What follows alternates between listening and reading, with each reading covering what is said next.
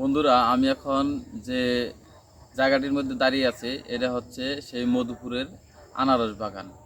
মধুপুরের আনারস সম্পর্কে অনেকেই শুনেছেন, অনেকেই খেয়েছেন। আজকে আমি চলে এসেছি সেই মধুপুরের আনারস বাগানে। এখন চতুর্দিকে যে আনারস বাগানগুলো দেখতে পাচ্ছেন সবগুলো আনারসের বাগান। ওই সাইডে টিলা রয়েছে, টিলার ওই পাশেও আনারসের বাগান রয়েছে। যেদিকে তাকাবেন শুধু আনারসের বাগান আর আনারসের বাগান। তো আনারসের বাগানে এসেছি। এখন আনারসের সিজন না, এখন আনারসের মৌসুম না।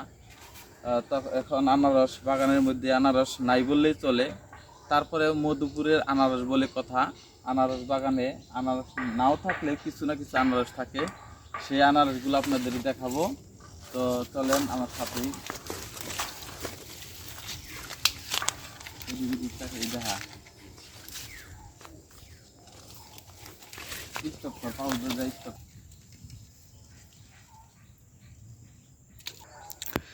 আনারস বাগানের মাঝে মাঝে কিছু গাছ দেখতে পাচ্ছেন।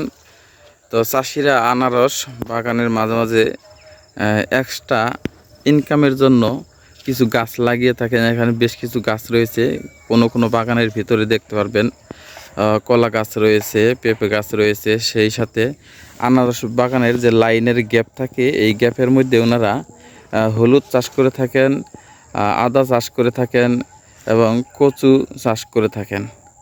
তো এই হচ্ছে সেই মধুপুরের আনারস বাগান।